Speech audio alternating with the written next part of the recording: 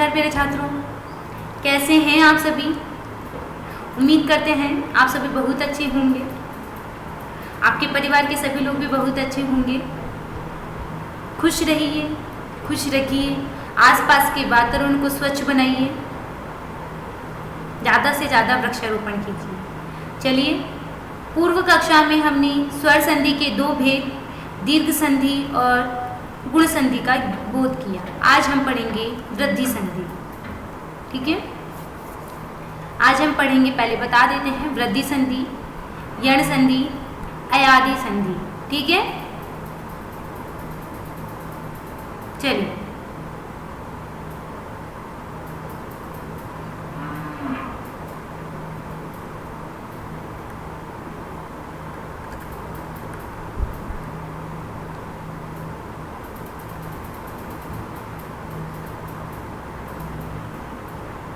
गुण संधि।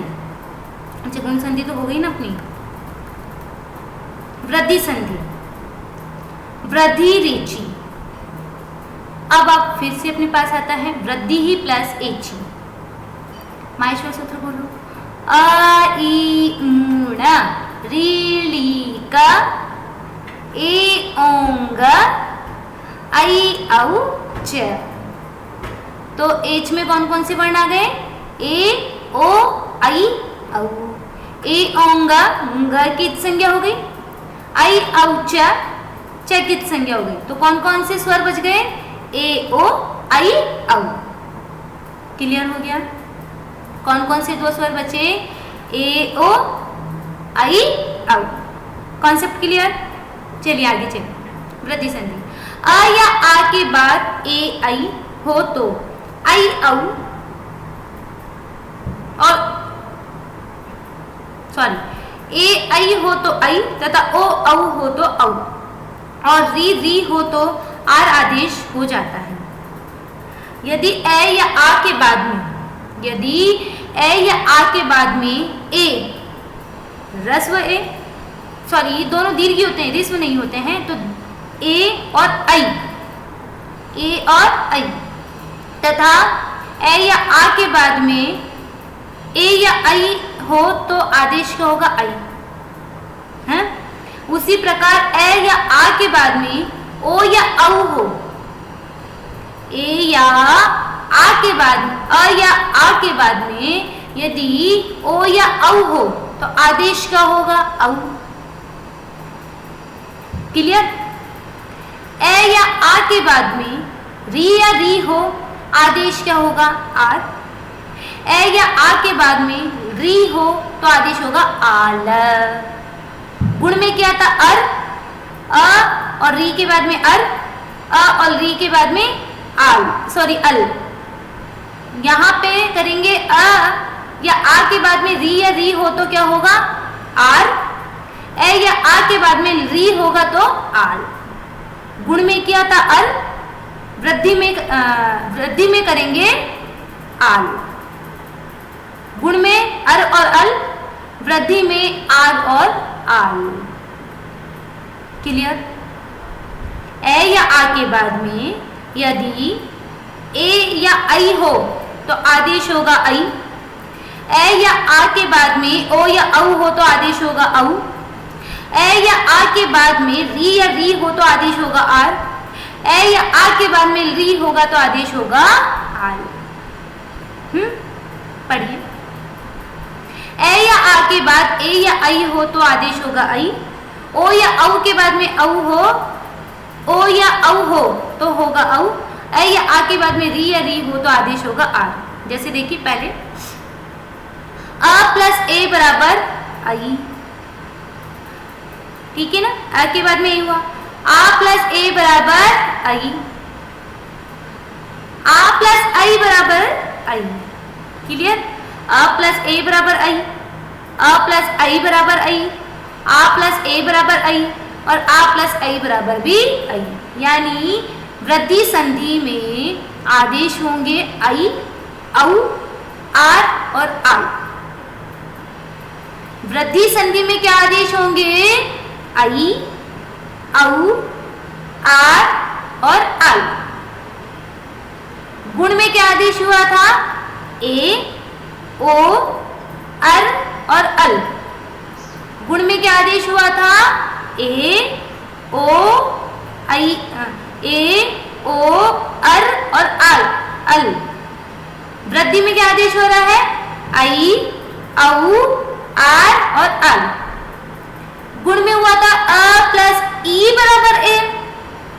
वृद्धि में होता है अ प्लस आई बराबर आई। ठीक है, फिर से बताते हैं। गुण में आदेश हुआ था ए ओ अल और अल। किसके स्थान पे? अ प्लस ई या दीर्घ ई के स्थान पे ए। अ प्लस उ या दीर्घ उ के स्थान पे ओ। अ प्लस री बराबर अल। अ प्लस ली बराबर अल। यहां यानी वृद्धि संधि में अ प्लस ए या आई के स्थान पे आई। अ या आ के बाद ओ या औ आए तो औ आदेश। अ या आ के बाद में री या री आए तो आर आदेश। अ या आ के बाद में री आए तो आल आदेश। Concept clear? चलिए आगे। अ प्लस ए बराबर आई। मम, पहले एक बार सारे पढ़ लेते हैं ना। आ प्लस ए बराबर आई और आ प्लस आई बराबर भी आई। एवं एवं अ प्लस ओ बराबर औ। ए प्लस औ बराबर औ। अ प्लस ओ बराबर औ। क्षमता, आ प्लस ओ, ये ए लिखा हुआ है, यहाँ पे आ आएगा। आ प्लस ओ बराबर औ और आ प्लस औ बराबर औ। एवं एवं यानी हमने पढ़ा था इसी प्रकार, अवयव में पढ़ा था ना। अ प्लस री बराबर आर और अ प्लस री बराबर आ प्लस री बराबर भी आर। यहाँ पे अर के स्थान पे आर कीजिएगा, है ना। यहाँ जो ए प्लस ओ बराबर औ बनाया है यहाँ पे आर कीजिएगा और यहाँ पे अ प्लस री बराबर आर कीजिएगा, क्योंकि अ प्लस री बराबर अर तो गुण संधि में चला गया, जबकि अ प्लस री बराबर आर होता है वृद्धि संधि में। ठीक है, तो यहाँ पे क्या आएगा? आर और आ प्लस री बराबर आर है। री का उदाहरण नहीं दिया है, अन्यथा अ प्लस री बराबर आल आदेश हो जाता है। ठीक है, चलिए। मम में से क्या निकला? अ। ए में से आई। अ में से ए। मम में से अ और ए में से ए। आदेश क्या हुआ? आई। तो मम प्लस ए बराबर ममेव। अत्र प्लस एकदा। अत्र में अ। अत्र में अ। अत्र में क्या है? अ और एव में ए बराबर ममेव। अत्र में अ और एकदा में ए मिलाकर क्या बना? अत्रेकदा। तथा में आ। एव में ए बराबर तथैव। महा में क्या है? आ और एकदा में ए। महा में आ और एकदा में ए, परिणाम क्या आया? आई, तो क्या बना? महिकदा। हमने आपको पूर्व में बताया था जब हम स्वर व्यंजन कर रहे थे, शुद्ध उच्चारण करना है। महे और मही में अंतर होता है। महे यानी एक मात्रा और मही यानी दो मात्रा। ए और आई दोनों को ए नहीं बोलना है, छोटा ए बड़ा ए नहीं बोलते हैं। ए आई ओ औ। महेशः ममेव। यदि एक मात्रा होगी यानी यहाँ पे यदि ऋस्व ए काउंट होता है तो बनेगा ममेव, लेकिन यहाँ पे ए अ प्लस ए बराबर क्या बना? आई, इसलिए यहाँ पे क्या है? ममेव।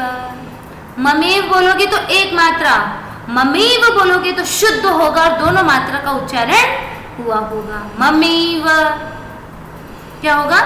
ममेव। ठीक है, ममेव ममेव। महेशः ममेव। तो महा प्लस एकदा महीकदा। महा प्लस ए ओ आ प्लस ए बराबर ए आई। देखो महा में से क्या निकला? आ ऐरावत में से ऐ। अब आ प्लस ऐ बराबर ऐ। महीरावतः, महीरावतः, महीरावतः। महा प्लस ऐश्वर्यम, महा प्लस ऐश्वर्यम, महा प्लस ऐश्वर्यम। महा में से आ, ऐश्वर्य में से ऐ, बना महेश्वर्यम, महेश्वर्यम, महेश्वर्यम। ठीक है।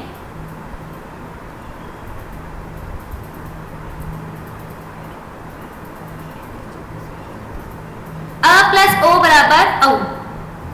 वन में से निकला अ और औषधि बराबर वनौषधि ही।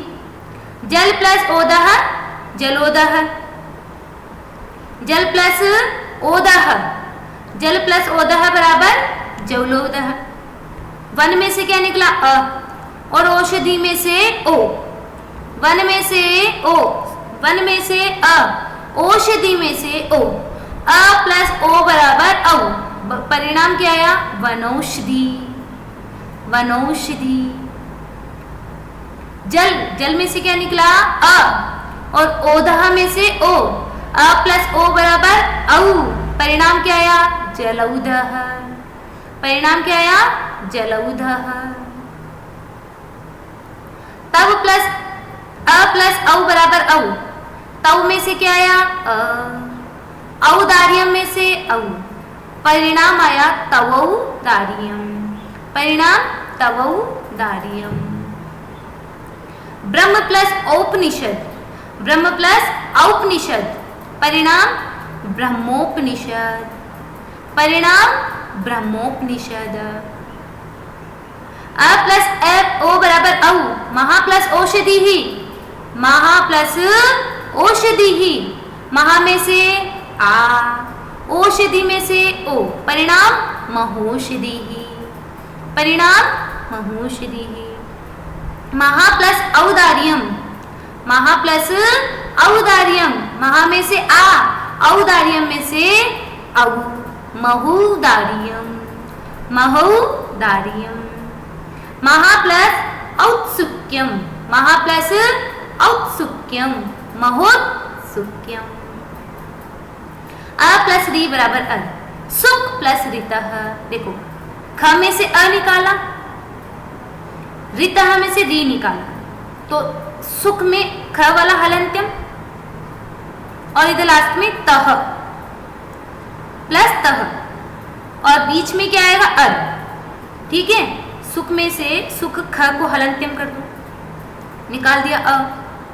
रितः में से री निकाला, परिणाम क्या है? अर। अब इस अ को कहाँ मिला देंगे? इस हलंत्यम ख में। ये कैसे बन गया? पूरा ख। क्या बचा हमारे पास? तह। अब ये अर्ध रह भी तो बचा, इसको कहाँ मिला देंगे? इसमें। तो क्या बनेगा? आ है, ये आर है ना, तो आ बन गया सुखा और र को मिला देंगे त में। क्या परिणाम आएगा? सुखार्तः। परिणाम क्या आएगा? सुखार्तः। सुखार्तः होता तो गुण संधि, सुखार्तः है तो वृद्धि संधि। दुःखः प्लस रितः एवं एवं दुःखार्तः। पिपासा में से आ, रितः में से री। पिपासा में से आ और रितः में से री। ठीक है। तो पिपासा का आ, रितः का री। परिणाम आर। क्या बना? पिपासार्तः। परिणाम क्या आया? पिपासार्तः। बुभुक्षा प्लस रितः। बुभुक्षा में से आ, रितः में से री। परिणाम क्या आया? आर, तो बुभुक्षार्तः। परिणाम क्या आया? बुभुक्षार्तः। क्लियर हो गया? चलिए नेक्स्ट ऋण संधि। 3 संधि कर चुके हैं।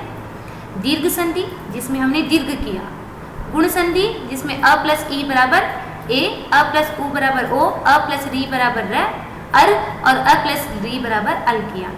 फिर पढ़ा हमने वृद्धि संधि। वृद्धि संधि में हमने अ प्लस ए बराबर आई, अ प्लस ओ बराबर औ, अ प्लस री बराबर आर और अ प्लस री बराबर आल आदेश किया। क्लियर हो गया? चलिए अब पढ़ने जा रहे हैं हम यण संधि।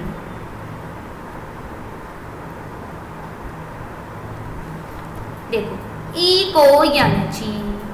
अब देखो एक आ गया ना, बोलिए माहेश्वर सर। आ ई को छोड़ दो, को छोड़ दो क्योंकि ई से शुरू करना। आ ई ऊना रीली का, आ ई ऊना रीली का। ई कहाँ से हुआ? अ को हटा दो, ई उ री।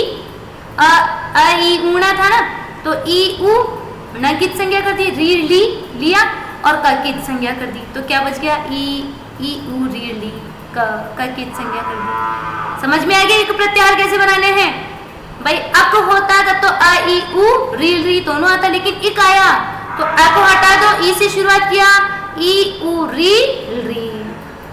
वर्णों के स्थान पे यण, ह या व र ट लण, ह या व र ट लण, तो य व र ट कित संज्ञा कर दी, ल ऋण कित संज्ञा कर दी, तो क्या बचा? य व र ल हो जाता है। इक में कौन कौन से वर्ण है? ई उ री री और यण के स्थान पे य व र ल। माहेश्वर सूत्र यदि क्रमशः याद होंगे ना तो आपको ये य व र ल या ई उ री री याद करने की जरूरत नहीं है, सिर्फ इक याद किया, यण इक के स्थान पे यण। इक को याद करने के लिए अ ई उ री ली का, अ ई ऊणा री ली का, तो अ को हटा दो, ई से शुरू किया, ई उ री, ई उ ण कित संज्ञा कर दी, री री का कित संज्ञा कर दी। फिर इसी तरह ह य व र ट लण, ह को हटा दो, य से शुरू करना है क्योंकि ह य व र ट कित संज्ञा, ल। अपने आप चारों वर्ण आ गए, इधर चारों वर्ण आ गए, यानी पहला दूसरा सूत्र, पांचवा छठा सूत्र। पहला दूसरा सूत्र और पहले दूसरे सूत्र में आ गया इक और पांचवें छठे सूत्र में आ गया यण, हो जाता है। अच वर्ण आगे होने पर अर्थात ई उ री री वर्णों के आगे यदि कोई भी असमान वर्ण, यानी जरूरी नहीं है समान वर्ण, समान वर्ण आता है तो कौन सी संधि? शुरू वाली दीर्घ संधि। और असमान वर्ण यदि आ जाते हैं तो उसके स्थान पे आदेश हो जाता है य व र ल। ई के स्थान पे आदेश होगा य, उ के स्थान पे व,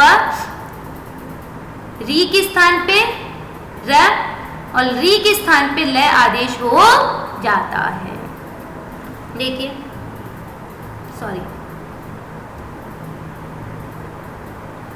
यहाँ ई उ रील री परिभाषा में लिखे गए हैं। इनके स्थान पर यदि दीर्घ वर्ण ई उ रील री भी आते हैं तो भी इनके स्थान पे यण ही होगा। ये बात हम शुरू से बताते हुए आ रहे हैं कि ई उ रील री के लिए दीर्घ वर्णों को अलग से नहीं लिखा जाता है, दीर्घ वर्ण अपने आप इसमें काउंट हो जाते हैं। देखो इनके स्थान पे यदि दीर्घ वर्ण ई उ रील री भी आ जाते हैं ना तो भी यण ही कार्य होगा, यानी दीर्घ को अलग से काउंट नहीं करते हैं, क्योंकि हमारे माहेश्वर सूत्रों में दीर्घ को अलग से काउंट नहीं किया।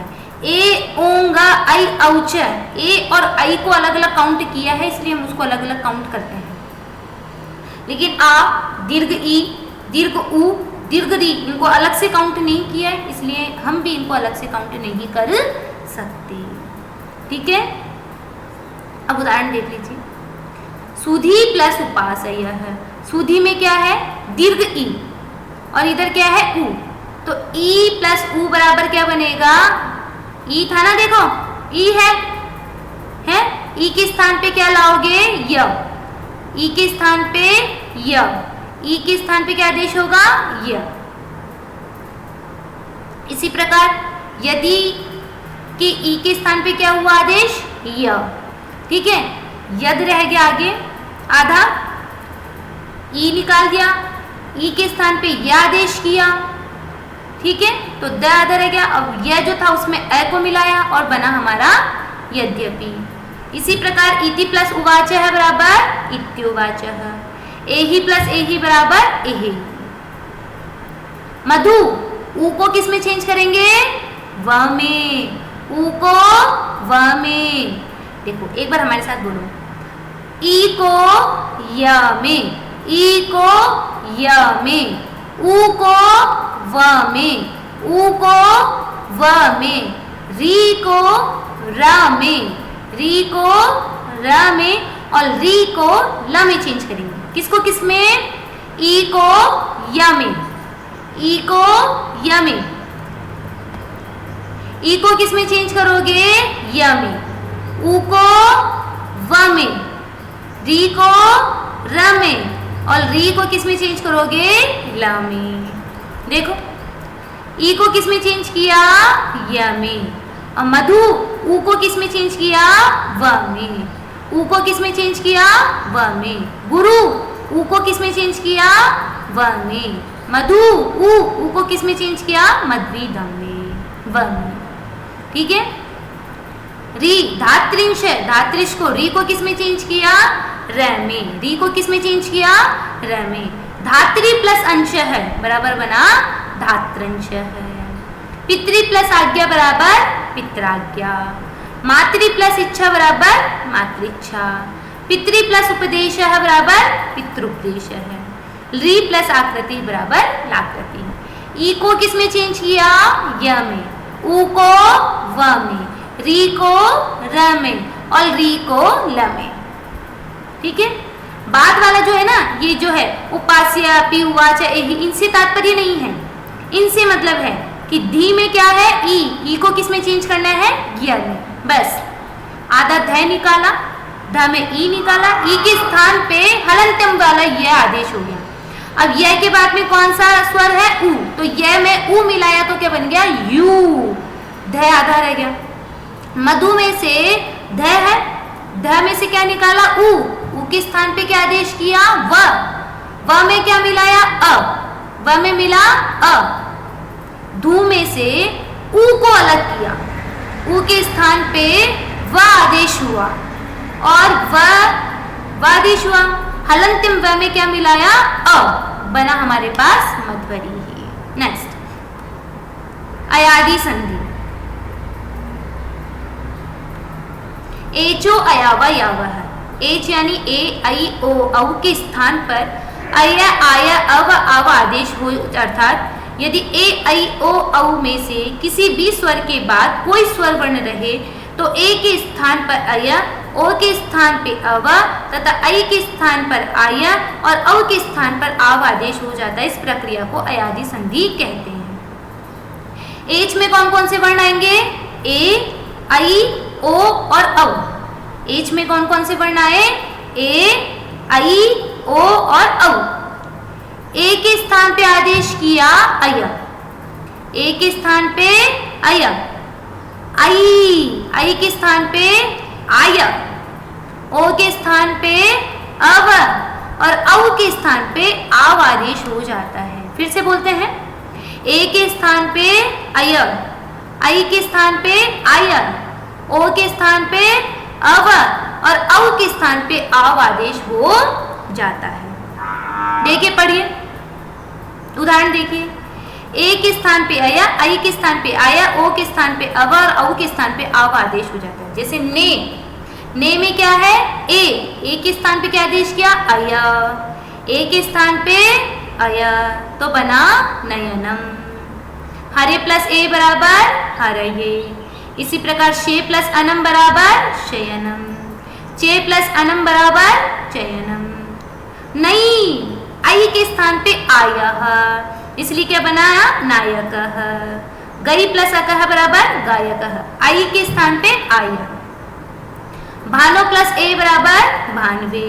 साधो प्लस ईह बराबर साधावीह। पौ प्लस अकः बराबर पावकः। नौ प्लस इकः बराबर नाविकः। भौ प्लस उकः बराबर भावुकः। ठीक है। औ के स्थान पे क्या आदेश किया? आव, और ओ के स्थान पे क्या आदेश किया? अव। भानो था, ओ के स्थान पे अव आदेश, क्षम्यता, हाँ, भानो का ओ हो, ओ के स्थान पे क्या आदेश किया? अव, और अब में क्या मिलाया? ए, तो बना अवे। ठीक है। और इधर पौ में से औ के स्थान पे क्या आदेश किया? आव, बना पावक है। नेक्स्ट पूर्व रूप संधि। एंग पदांता गति। पदांत ए ओ से आगे अ आने पर अ का पूर्व रूप आदेश हो जाता है। अवग्रह चिन्ह बोलते हैं इसको बोलेंगे अवग्रह चिन्ह। यह पूर्व रूप संधि होती है। देखो, पदांत यानी पद के अंत में, हरे क्या है? पद, और पद के अंत में यदि क्या है? ए या ओ, और उसके आगे यदि क्या आ जाए अ। देखिए उदाहरण, हरे क्या है पदांत, हरे पदांत के आगे, हरे पदांत के आगे अ आ गया, हरे पदांत के आगे, हरे में ए है और ए पदांत के बाद में अ आ गया, तो इस अ को अवग्रह में चेंज कर देंगे। हरे पदांत में ए पदांत, हरे पद में ए पदांत है, हरे पद है, इसका अंतिम स्वर क्या है, अंतिम वर्ण क्या है ए, पद के अंत में क्या आया ए, आगे अ है, इस अ को अवग्रह में चेंज कर देंगे। तो हरे अव, प्रत्येक जो भी अ दिखाई दे रहे ना, देखो अव अपि अत्र, अव अपि अत्र, प्रत्येक के अ को अवग्रह में चेंज कर देंगे। प्रत्येक जो ये अ दिखाई दे रहे हैं अवग्रह, लेकिन किस कंडीशन में, इस अ से पहले जो पद है उसके अंत में ए या ओ आना अनिवार्य है। यदि पद से पहले, इस अ से पहले ए या ओ हो, तो इस अ और इस अ को किस में चेंज कर देंगे, अवग्रह में। पूर्व पद तो यूं का यूं ही रहेगा, बस इस अ को अवग्रह में चेंज कर देंगे। हरे प्लस अव बराबर हरे अव, के प्लस अपि बराबर के अपि, सो प्लस अत्र बराबर सो अत्र, विष्णु में ओ के बाद में अ, इसीलिए इस अ को किस में चेंज किया, अवग्रह में, तो बना विष्णु अव। सो में ओ, आगे अ को चेंज किया अवग्रह में, बना सो अपि। को में ओ के आगे अ को परिवर्तन किया अवग्रह में, ओ अपि। पररूप संधि, अकारांत उपसर्ग से पहले ए या ओ स्वर होने पर पूर्वता उपसर्ग में आए हुए अ का लोप होकर अर्थात ए या ओ हो जाता है। अकारांत उपसर्ग प्र अ व उ प प्लस ए ओ बराबर ए। देखो उदाहरण से समझ में आएगा। अवग्रह तो ओ, ये हम पढ़ा चुके हैं ना आपको, उपसर्ग तो जो भी उपसर्ग हो और वो उपसर्ग कैसे हो, अकारांत हो, उपसर्ग हो, उपसर्ग के लास्ट में अ हो, जैसे अपी नहीं हो, अपी भी उपसर्ग है ना, अपी उपसर्ग है, लेकिन पी में क्या है, पी, ई की मात्रा, वो उपसर्ग नहीं। ऐसे उपसर्ग जो लास्ट में अ अंत में हो, जिसमें जैसे प्र हो गया, अव हो गया, ठीक है, इनके लास्ट में क्या आता है, अ। ऐसे अवग्रह के बाद में यदि ए या ओ आए, ऐसे अवग्रह के बाद में यदि ए या ओ आए, ऐसे उपसर्ग जो अंत में अ को मतलब अकारांत उपसर्ग हो, जैसे प्र है, प्र में क्या है अंत में अ, औ में क्या है अ, परा में आ, तो परा उपसर्ग का प्रयोग नहीं होगा पे, प्र परा अव आएगा, सम आएगा, है ना, लेकिन निर नहीं आएगा, दुस नहीं आएगा, दुर नहीं आएगा, हलंत्यम है क्योंकि वो दुर में देखो हलंत है, ऐ नहीं है ना लास्ट में, निस में स हलंत्यम होता है, ऐ नहीं है ना लास्ट में, अधि में ई उपसर्ग है, सॉरी ई स्वर है लास्ट में, तो वैसे उपसर्ग नहीं, ऐसे उपसर्ग जिनके लास्ट में क्या हो अ, जैसे प्र और अव हो गया, ठीक है। ऐसे उपसर्ग के बाद में यदि ए या ओ आता है तो उस उपसर्ग का ए का लोप कर देते हैं, जैसे प्र प्लस एष्ण। अब देखो प्र में क्या है अ और उसके बाद में यहाँ पे क्या है ए, तो यदि हम वृद्धि संधि करते हैं,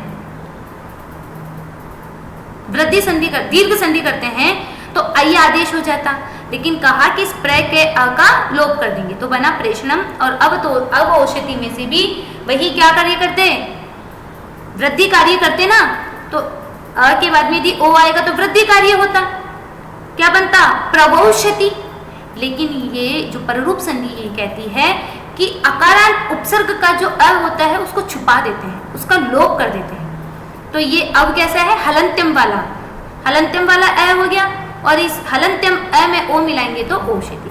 प्राकृतिक संधि, जब द्विवचन के अंत में ई उ ए स्वर हो तब उसकी प्रग्रह्य संज्ञा होती है। प्रग्रह्य संज्ञक वर्णों के पश्चात यदि कोई स्वर होता है तब संधि नहीं होती है। जब द्विवचन शब्द के अंत में, द्विवचन जैसे बनते ना, नदी, जो भी द्विवचन होते हैं ना, बीच वाले जो होते हैं द्विवचन, वो दीर्घ होते हैं। दीर्घ यानी ई उ ए वाले स्वर होते हैं, उनकी प्रग्रेय संज्ञा नहीं होती, मतलब उनके बाद में कोई भी स्वर आ जाए मेल नहीं होता है। यदि द्विवचन वाला कोई पद है, यदि द्विवचन वाला कोई पद है, उसके बाद में कोई से भी वर्ण आ जाए स्वर वाले, मतलब अ ई उ, तो यदि वो द्विवचन वाला पद है उसके बाद में संधि कार्य नहीं होगा। जैसे हरि लेते हैं, हरि के द्विवचन में दीर्घ मात्रा आ जाती है द्विवचन में, उसके बाद में संधि कार्य नहीं होगा। इस ई के बाद में चाहे ए आए चाहे ओ आए, कुछ भी आए, दीर्घ कार्य ओ संधि कार्य नहीं होता। यानी आप बोल सकते हो कि जो द्विवचन का पद होगा ना, उसके बाद में कोई सा भी स्वर आ जाए संधि कार्य नहीं होगा। समझ में आया? पूर्व रूप संधि तो क्या कहती है, यदि पहले क्या हो ए या ओ हो, उसके बाद में अ हो, तो उस अ को अवग्रह में चेंज कर देंगे। पररूप संधि कहती है यदि अकारांत उपसर्ग हो, अकारांत उपसर्ग हो, उसके बाद में यदि ए या ओ हो तो उस अकारांत उपसर्ग के अ का लोप कर देते हैं। प्राकृतिक संधि कहती है यदि द्विवचन पद हो, उसके बाद में कोई सा भी स्वर हो, संधि कार्य नहीं होता है। दो स्वरों के मिलने पे संधि कार्य होता है ना, लेकिन यदि द्विवचन पद है और उसके बाद में कोई सा भी स्वर हो तो स्वर संधि का संधि कार्य नहीं होगा। स्वर संधि आज यही समाप्त होती है। आगे हम पढ़ेंगे व्यंजन संधि, और व्यंजन संधि को हम पढ़ेंगे अग्रिम कक्षा में, ठीक है? क्योंकि बहुत ज़्यादा पजल्ट हो जाओगी वरना इतना सारा आज पढ़ चुके हो। ठीक है, व्यंजन संधि का हम कल शुभारंभ करते हैं। आज की कक्षा यहीं पे समाप्त करते हैं। धन्यवाद।